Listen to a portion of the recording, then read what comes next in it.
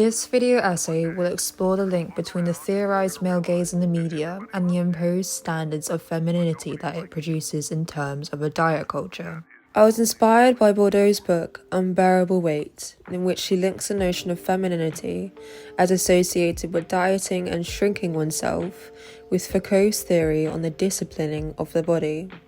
Foucault describes discipline as a form of power that can be enacted onto individuals to create docile bodies. By this, he means bodies that are surveyed and punished in accordance to the hegemonic interests of societal institutions. And in terms of dieting, shrinking oneself can be seen as a form of disciplining the female body into a docile one, forcing it to conform to the interests of society, which places a high value on female beauty.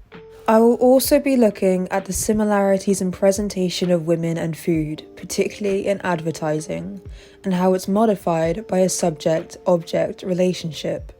In the media, the hypothesis for this relationship posits that the male audience is the subject, i.e., they are responsible for objectifying both women and food, turning them into commodities.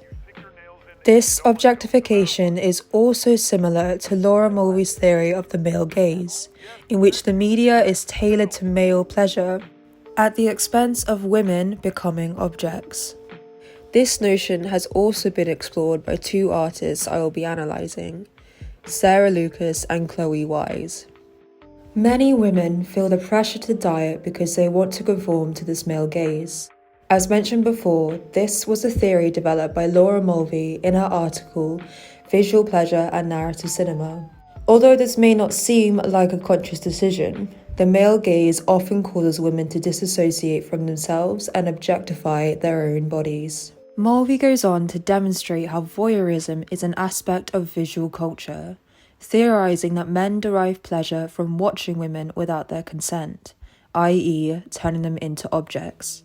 This is because, historically, it has been men who have wielded the most power in visual culture. Generally speaking, media has been created just for a male audience. This carries many implications. For one, much of film history revolved around a developed main male character, whilst the women were usually just love interests. Alison Bechdel noticed this trend and came up with her own way of testing this power imbalance. To pass a Bechdel test, a film had to have female characters discussing anything other than a male character or men in general. Unsurprisingly, many films didn't and still today don't pass this test.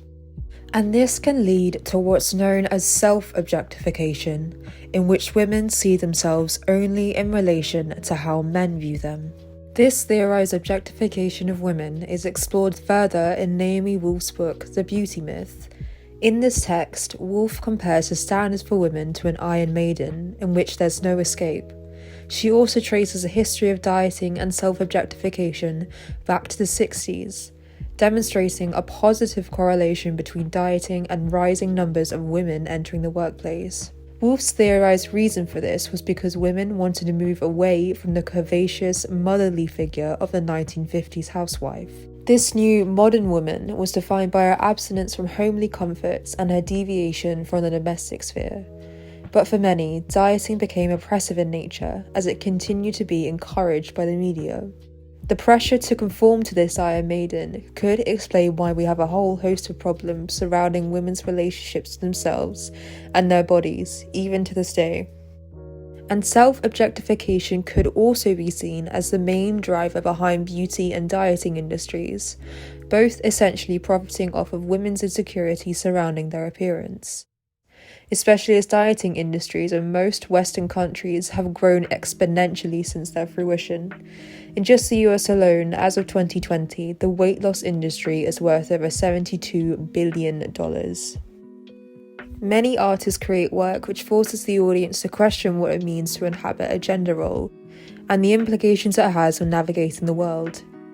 In this next section, I will be focusing on two artists who encourage audiences to contemplate how women are presented, and how it affects the relationship between women, food, and their bodies. Sarah Lucas is an artist who explores the objectification of women. Her found object work is a parody on the still life, and objects are selected based on their linkage to crude jokes we have about the female anatomy. Although humorous at first glance, her use of these particular objects carries with it implications on how the female body is represented in visual culture. Many critics have discussed these themes as they can bring to our attention all the ways women are boiled down to their body parts, made into jokes, objectified to the point where they're no longer human beings. The grotesqueness of everyday language used to describe the female body is really highlighted through Lucas's use of raw meat as a stand-in for female genitalia. And this link between the visual presentation of meat and women is further explored by Carol J. Adams in her book, The Sexual Politics of Meat.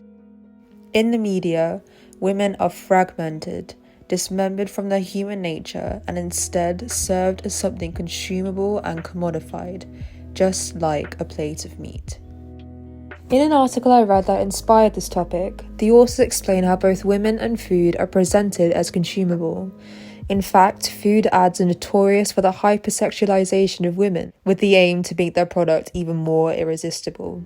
However, this poses problems for women and how they are represented, and what they symbolize for men. Lisa Henderson argues that we depend on learned symbolic symbols, and in this case, women are symbols for sex.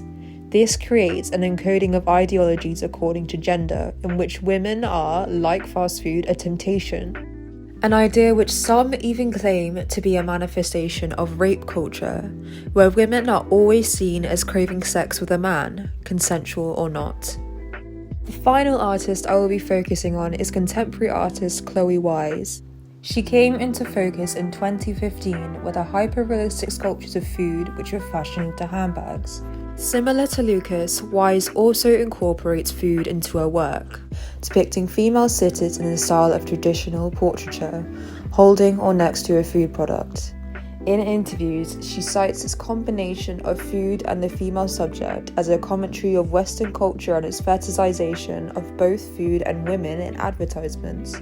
This is highlighted in the youthful glossiness Wise accentuates in her subjects, drawing attention to themes of mortality and sexualization of these younger female bodies.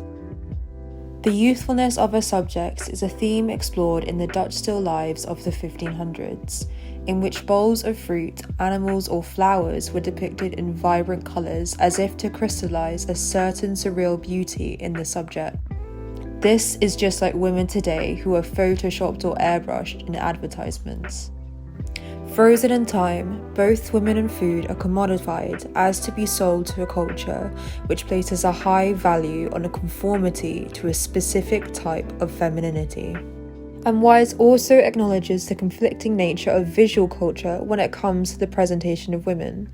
For one, even though there are said to be similarities in the way women and food are presented, women themselves are encouraged to abstain from food as a part of diet culture. As mentioned before, this can promote a type of disassociation from the body, in which women feel the need to suppress their needs and desires in order to perform gender properly, i.e., they need to shrink themselves in order to make themselves feminine enough. And I believe this shrinking of oneself and the disassociation women experience can be linked to Butler's notion of gender performativity. This theory essentially states that by engaging in certain behaviours, we reify what it means to be a woman or a man. And to perform successfully as a woman, many scholars agree that efforts to shrink oneself and discipline the body are part of the behaviours you have to engage in. In fact, when exploring the works of Mary Douglas, Bordeaux cites her metaphor of the body as key to understanding its symbolic nature within visual culture. According to Douglas, the body is a surface on which cultural rules and hierarchies are inscribed. And these cultural rules are what I've explored in this video essay. That is, the voyeurism women are subjected to as part of the male gaze and the objectification that this produces.